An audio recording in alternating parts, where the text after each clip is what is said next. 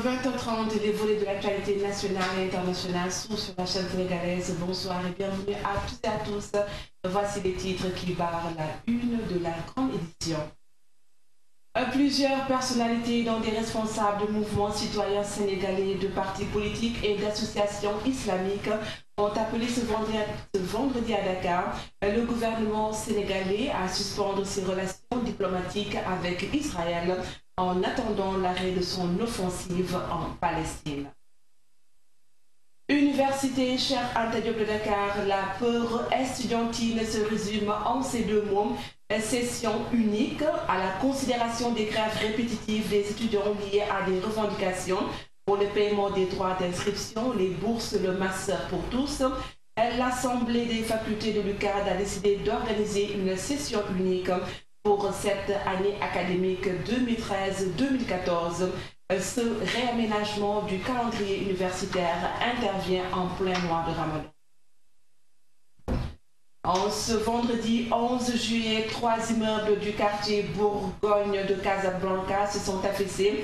Les immeubles de 4 et 5 étages étaient mitoyens et l'événement ayant lieu aux premières heures du jour, au moins 2 personnes sont mortes et une cinquantaine ont été blessées. Et puis, pour finir avec le sport, la lutte sénégalaise souffre-t-elle de ses promoteurs?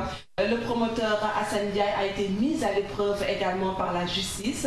Le patron de Baol Production, poursuivi pour escroquerie au visa, faux et usage de faux et association de malfaiteurs, vient d'être condamné à 2 ans avec sursis par le tribunal des flagrants délits de Dakar.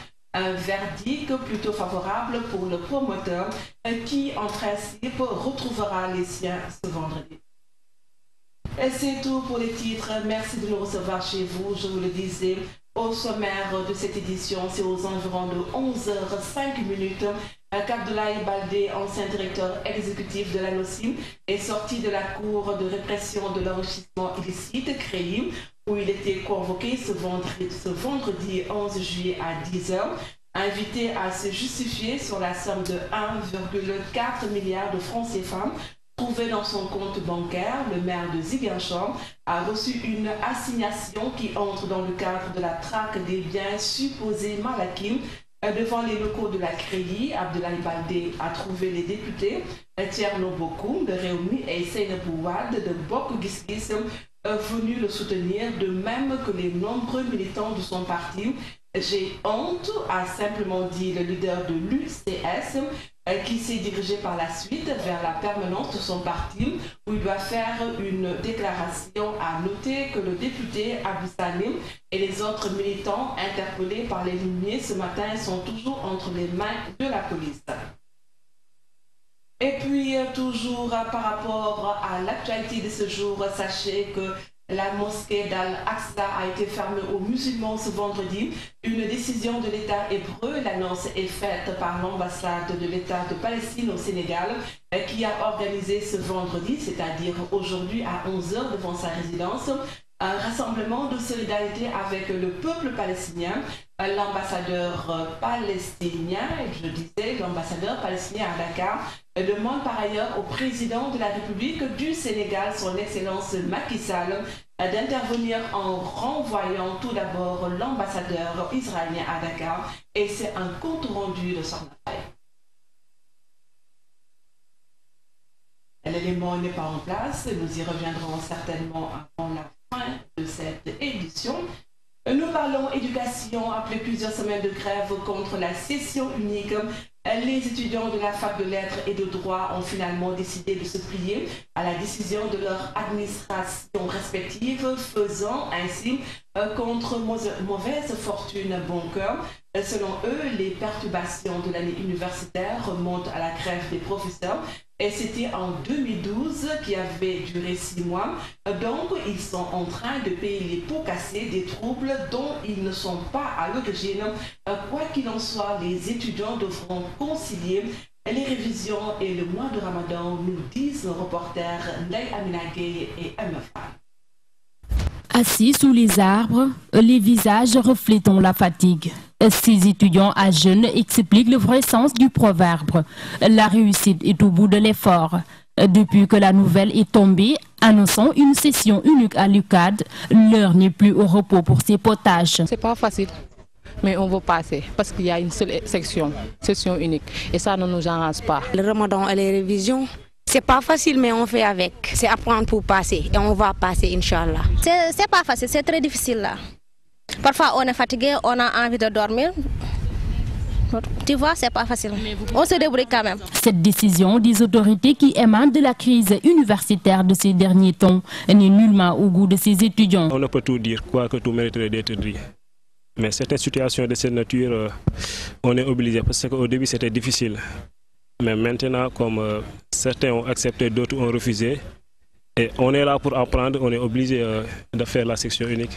On n'y peut rien, quoi. Les conditions précaires qu'on vit aujourd'hui, ça remonte depuis la grève des professeurs de 2012. Depuis là, on a accusé d'un certain retard. Chaque année, on accuse de retard. Bon, je crois que nous, on n'est pas responsable de la situation d'aujourd'hui, mais nous sommes obligés de payer les pots cassés. Bien que la situation est complexe, certains estiment que l'administration n'a pas eu d'autre choix. J'ai pas de problème avec la session unique.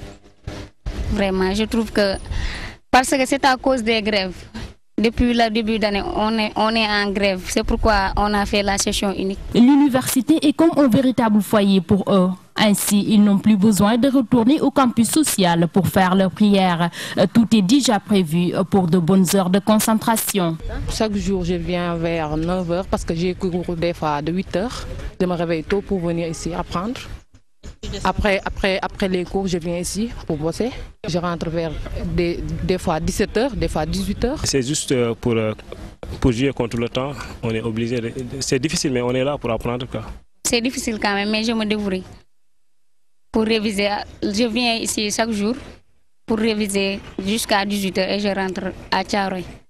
Jeûner et apprendre en cette période de forte canicule n'est pas chose facile, mais ces étudiants tiennent leur courage à deux mains, car pour l'instant, la priorité est de se tenir prêt pour affronter ces examens et réussir à tout prix.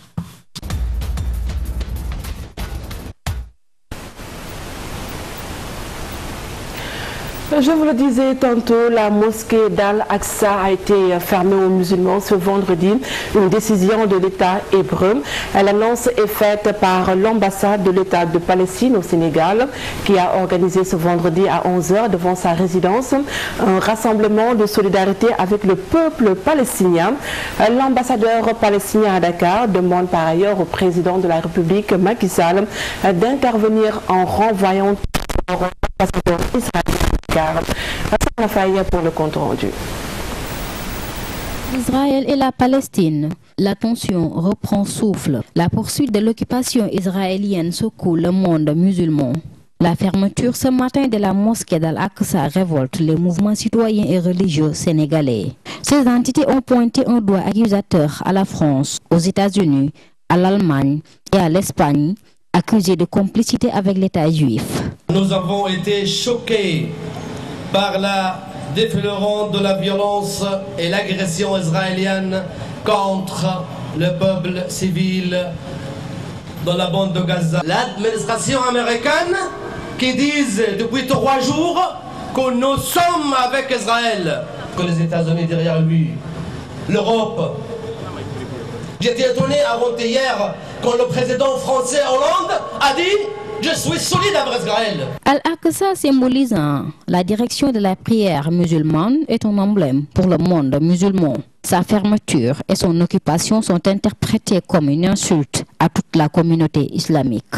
Nous, associations, mouvements citoyens, mouvements politiques, partis, religieux, chefs religieux, chefs coutumiers, considérant qu'Israël et son gouvernement ont choisi encore une fois de donner libre cours à l'option militaire et à la violence aveugle, allant jusqu'à envisager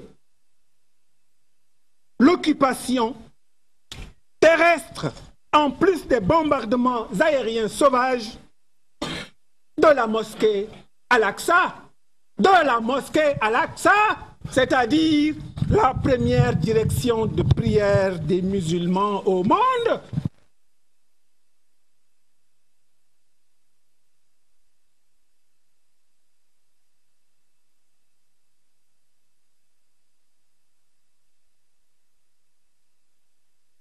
cette ambassade doit être fermée et bien fermée jusqu'à ce que ces bombardements-là cessent. De la Palestine ne devrait pas faire moins que Léopold Sédar Senghor en fermant l'ambassade d'Israël jusqu'à ce que cette situation se rétablisse.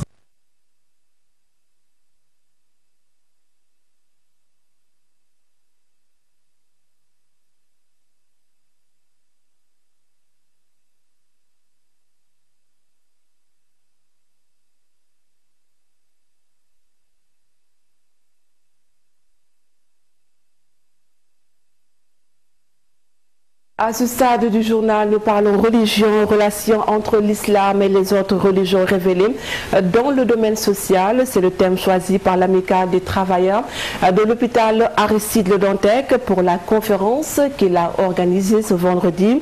Les animateurs de la dite conférence, El Hadj Makhtar Seck et l'abbé Jacques Seck, conviennent que le Sénégal est un bon exemple de dialogue interreligieux. Mohamedou Diallo pour les détails. Les relations interreligieuses au Sénégal revêtent un caractère apaisé contrairement à beaucoup de pays africains, une réalité dont se réjouissent les animateurs de la conférence religieuse axée sur le thème relations entre l'islam et les autres religions révélées dans le domaine social. J'ai 80 ans et je me suis toujours senti naître dans un milieu ouvert. À Palmarin où je suis né, quand arrive la Tabaski, les gigots de mouton, je crois que c'est les chrétiens qui le finissent. Et quand arrive la Semaine Sainte, l'Ongalar, c'est les musulmans qui le finissent.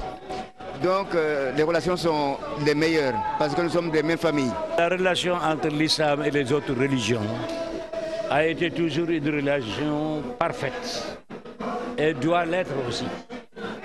Parce que c'est la même mission que tous les prophètes depuis Noé jusqu'au prophète Mohammed, c'est la même mission. C'est la mission que Dieu a donnée à tous les prophètes pour l'humanité tout entière. Quand on dit l'humanité, ça englobe les croyants et même les non-croyants. Le mois de Ramadan, une période de recueillement et de retour aux valeurs, raison pour lesquelles les conférences religieuses sont très prisées. Et les femmes de l'hôpital Le Dantec n'ont pas voulu être en reste. Dans l'hôpital, il y a les catholiques, les musulmans.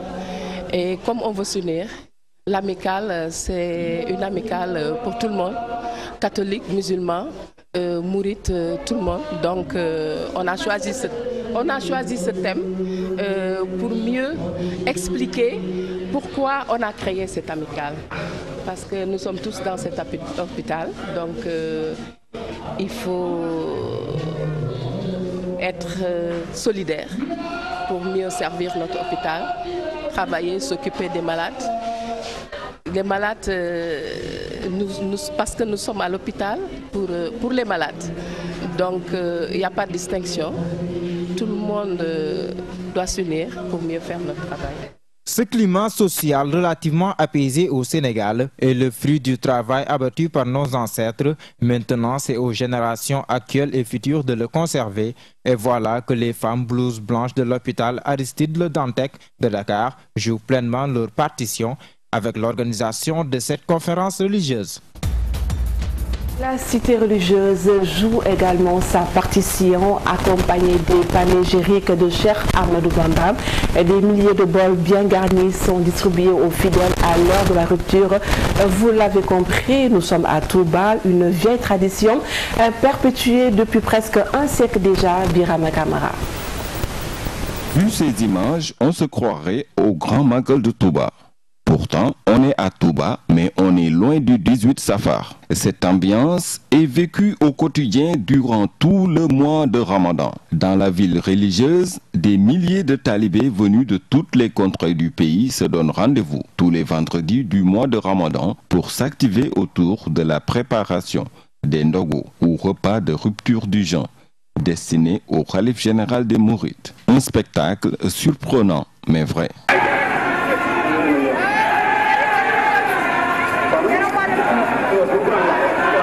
Dans les cuisines, de grands groupes d'hommes et de femmes sont formés et chaque unité s'active autour de quelque chose. Et coutumiers des faits, ils se sont finalement immunisés contre la chaleur et la fumée qui règne dans les cuisines. Et comme à l'habitude, chez les Baye Fall, le goût restera un secret pour ceux et celles qui l'ont préparé. Oui, vous avez bien entendu. Strictement interdit de goûter à la sauce, encore moins à la viande, durant et après la cuisson.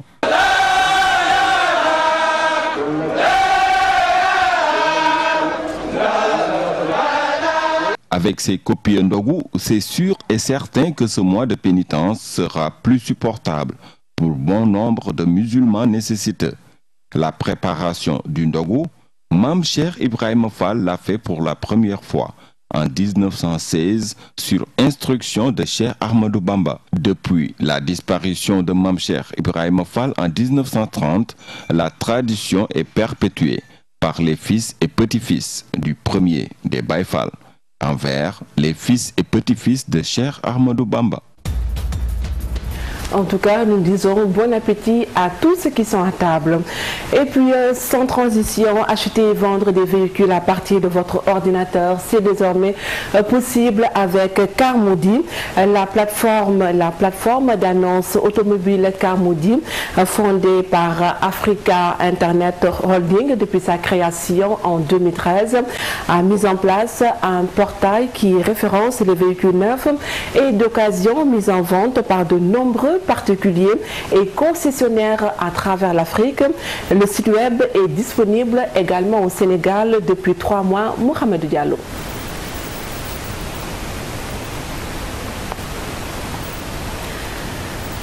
Nous y reviendrons certainement avant la fin de cette édition. Et sur l'international, je vous le disais à l'entame de cette édition au Maroc, au moins 2 personnes sont mortes et une 50aine ont été blessées dans l'effondrement partiel de 3 immeubles dans le quartier de Bourgogne à Casablanca, la capitale économique du Maroc. Les secours ont poursuivi leurs recherches toute la matinée de ce vendredi, ont indiqué les autorités locales.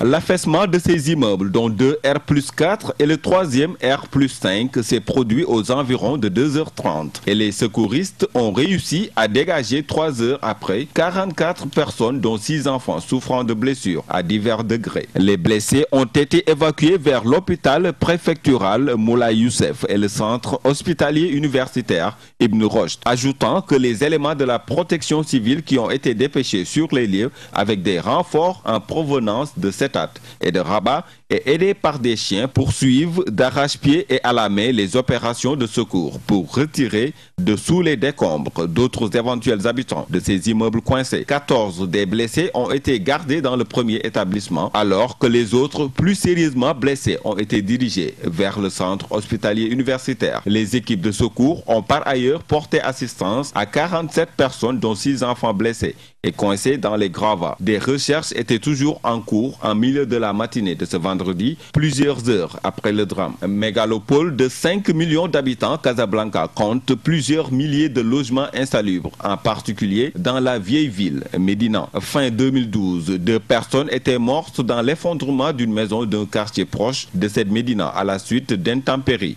À l'époque, entre 4 000 et 7 000 logements menaçaient de s'effondrer dans la ville, selon un rapport du ministère de l'Habitat. Plusieurs programmes de réhabilitation ont été lancés par les autorités, en particulier à destination des dizaines de milliers d'habitations des bidonvilles de l'agglomération. Et la justice considère comme fugitif le Britannique Ray Whelan, directeur de Match Service, compagnie prestataire de la FIFA, accusé de revente illégale de billets et de forfaits pour la Coupe du Monde. C'est une information qui émane du parquet de Rio de Janeiro.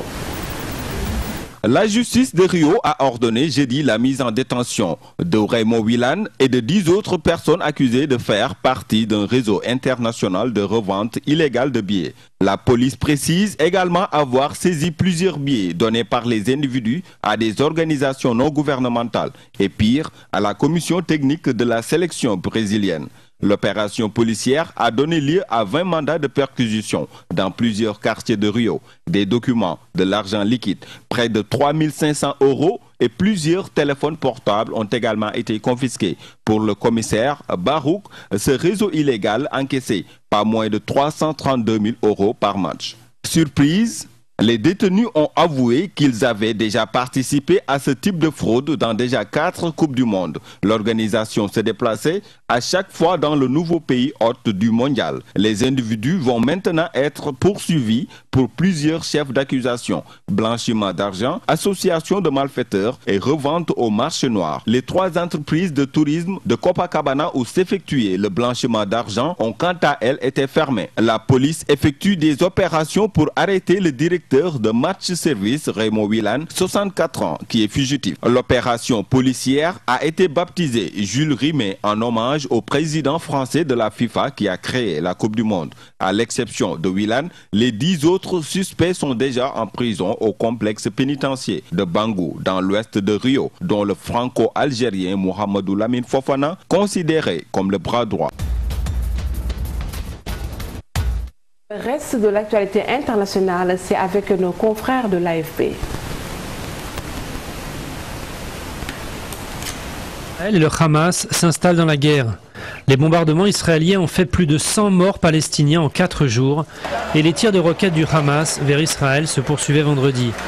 Ce n'est que très timidement que les États-Unis se sont engagés pour tenter d'enrayer la spirale de la violence. En Afghanistan, en revanche, ils tentent une médiation. Le secrétaire d'État John Kerry est arrivé à Kaboul pour rapprocher les 2 finalistes de l'élection présidentielle qui chacun revendique la victoire. Kerry a jugé que le pays était à un moment critique. Les licenciés de Maury Ducrot vont pouvoir attaquer au prud'homme. La justice a annulé la validité du plan social et ses 2800 licenciements engagés en mars. Cela ne va pas permettre aux salariés de retrouver leurs emplois, mais ils vont pouvoir saisir les prud'hommes pour obtenir des indemnités. Fastueuse procession pour feu le roi Sihanouk. C'est dans un char en forme d'oiseau mythologique que les cendres de Norodom Sihanouk, tour à tour Premier ministre, chef de l'État puis roi, ont été transportées au palais de la Pagode d'Argent. Des Cambodgiens habillés de blanc, couleur du deuil, ont adressé leur adieu à l'ancien souverain décédé en 2012 à 89 ans. Les Francopholies de La Rochelle ont 30 ans et ça se fête. Le festival a réuni une belle palette de représentants de la chanson française pour son 30e anniversaire. Avec dans l'air et dans toutes les mémoires, le souvenir de son créateur natif du lieu, Jean-Louis Foulquier, parti en décembre dernier.